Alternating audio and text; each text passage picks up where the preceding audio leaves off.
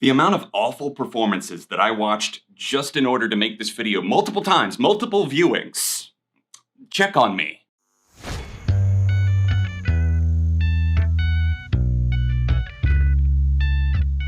Hey neighbor, welcome back to Tears on Tuesday. My name is John, and today I'm going to be ranking what are generally considered to be the worst Saturday Night Live performances ever given. SNL debuted on the airwaves in 1975, just after the extinction of the dinosaur, and in the many decades that have followed, we've seen hundreds of musical guests come through their doors, some doing better jobs than others, and some being downright disastrous. I've cherry-picked off 12 of the worst performances to see if they actually are that bad or if they in some way deserve redemption, because I know the SNL soundstage notoriously has bad acoustics and terrible mixing. There's a lot of things that can go sideways with the live performance, and I try to be understanding when I can be, so hit that like button. We've got a lot to get into, and NBC, SNL, please don't take down this video, fair use, okay? Australian rapper Iggy Azalea was the next big thing in 2014. Everyone was raving until she hit the stage at SNL for a medley of hits.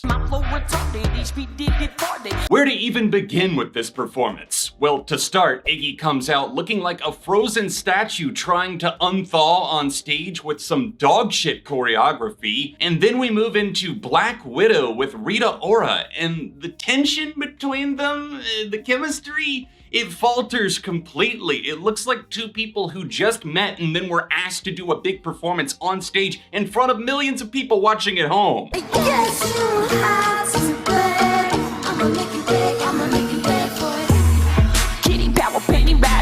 Now, in the other singer's defense on Beg For It, she was apparently having technical issues where she was hearing herself and it made it really hard to do any kind of singing. I do empathize, but most of the problems surrounded Iggy herself. Her awkward flow, the delivery wasn't there, and this one is definitely a dumpster fire. The infamous Red Hot Chili Peppers disaster of 1992 almost saw the exit of their guitarist John Frusciante for the first time, and while that did happen later that year, the performance they gave on SNL is typically looked at as one of the most awkward and tense between bandmates ever.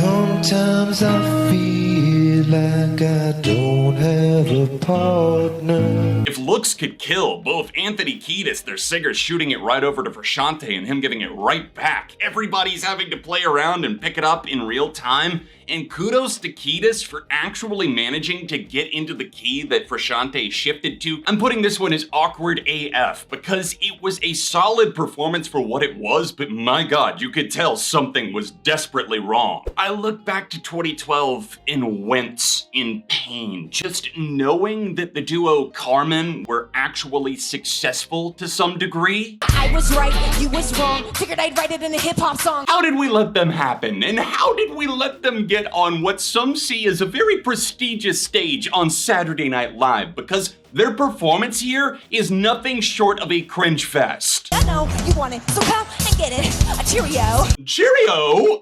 Jump off a cliff. It's so hard to believe I could make it being me. Drink too much, Uzo. My gosh.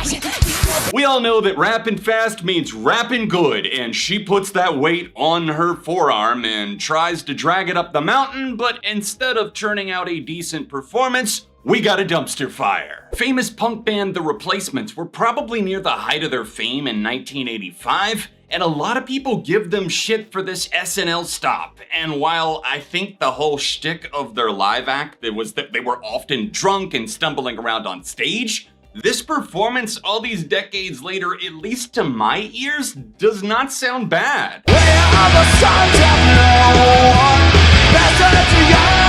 Their singer Paul Westerberg sounds especially strong on Bastards of Young, and the whole band is pretty much synchronized and doing the damn thing. And when they come back out for their second song, Kiss Me on the Bus, there is clearly more booze in their system, but they put together something that is coherent, and it leaves me thinking that this performance is not that bad and kind of underrated. Lana Del Rey on Saturday Night Live, one of the most infamous performances ever given to their soundstage. Was it really that bad, or was it just nerves that got the best of her? I was like, no, please, stay here.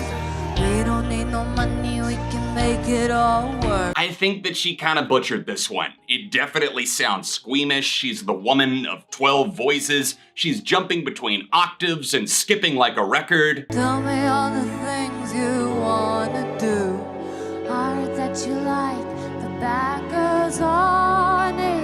But then she comes back out for her second song, Video Games, and things improve somewhat. You could tell that she shed off some of those nerves that were bringing her down. It's maybe not quite as awful as some people make it out to be, but I still think it's extremely rough. Katy Perry's 2017 stop at SNL is another one for the history books, and probably not in the way that she wanted it to be. Swish, swish, fish. Another one in the basket. We're kidding ourselves if we think that Katy was the biggest problem here. I think that while Witness was a pretty cringe era, we definitely had some solid enough vocals from her. She didn't sound bad. It's just that they were trying to do way too much in the background with the moving set pieces. And I think the biggest person that I would call out in all of this is actually the trio featured on Bon Appetit, Migos. Now, I know that one of their members has since passed on, but I could never stomach their disdain for the drag performers that they had on stage for the song Swish Swish. The camera angle of Katy laying down on the table was weird, and I'm not sure if that was to accommodate what she was going through mentally at the time. I'm sure it was very stressful. It wasn't a total disaster in terms of what Katy Perry herself was doing, but it was definitely awkward as fuck. Separating the art from the artist for just a moment, despite it being increasingly hard to do so, Love Lockdown is a pretty good song, but live, it did not translate, at least not at SNL. I got something to lose, so I gotta move. I can't keep myself and still keep you too. Ye comes back out for his second performance where he does a mashup of Heartless and Pinocchio Story, and while it definitely is a bit better, the auto-tune was still failing him in places, and I just thought that the interpolation of Pinocchio Story felt a little bit awkward. It's so crazy, I got everything figured out.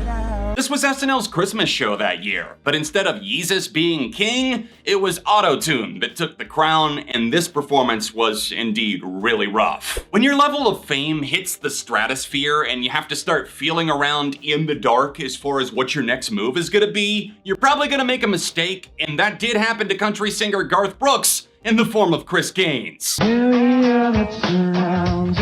What in the actual hell was this wig-wearing, emo, pop rock alter ego of country star Garth Brooks, who I actually consider myself to be a fan of? He comes up with this character, Chris Gaines, and the answer is just not it whatsoever. Pass this one over to the dumpster because you know exactly what kind of fire this one is. Kesha's star was burning bright in 2010, and she stopped off at SNL for a rendition of multiple songs, TikTok and Your Love Is My Drug. Did anyone ever stop to think maybe we are the aliens? What she brought to SNL, lover or hater, this is Kesha. Nothing more, nothing less. She brought that energy to the stage. Your love, your love, your love is my drug.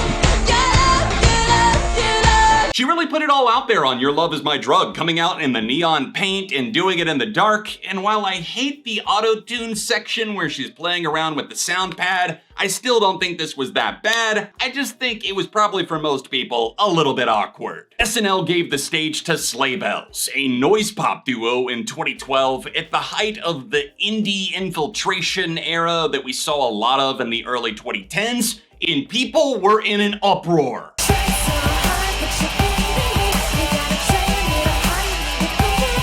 I'm a big noise pop fan and I'm a big Sleigh Bells fan, so seeing them get to take the stage to give performances of Comeback Kid and End of the Line, I was stoked then, and going back to them now, I think that, like, what's the problem?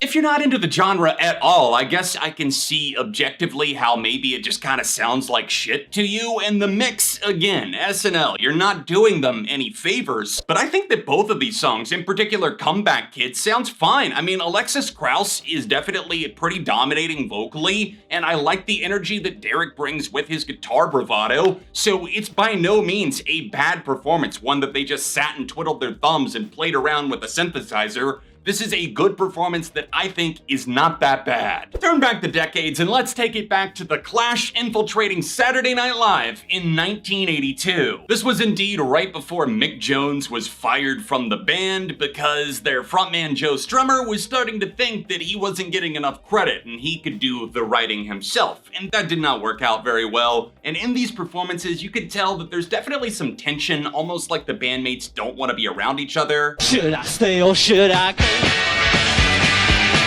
Should I stay or should I go? Mick Jones does a great job singing and playing guitar on his track Should I Stay or Should I Go, which is rumored to be about his potential split or exit from the Clash. And then they come back out for Straight to Hell, which definitely booted the puppy a little bit more. Let me tell you about your blood bamboo kid. They make Coca-Cola, it's rice. It was very paint by the numbers, almost like they were huddled together in a freezer locker and they were waiting for someone to punch in the code to let them out, but they had to do the performance first. And for that reason, I'm putting it in the awkward as fuck. History was made in 2004. Ashlee Simpson, we salute you for being such an admirable soldier on the SNL battleground. On a Monday, I am waiting. Tuesday, I am fading.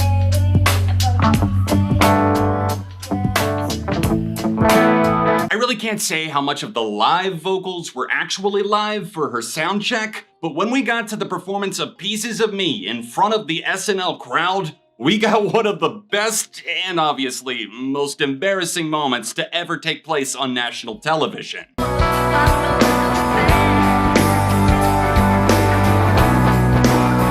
I wouldn't be so mean as to say that this was a life-defining moment for Ashlee Simpson, but it certainly tanked her music career, which was already kind of a joke, and obviously this dogshit performance goes in the dumpster. That's a wrap for this episode of Tears on Tuesday. We made it through the worst SNL performances ever given. What do you think of my ranking? Were there others that I missed that you would have added? Hit that like button and take to the comments, and check out some recent episodes of the show on screen now.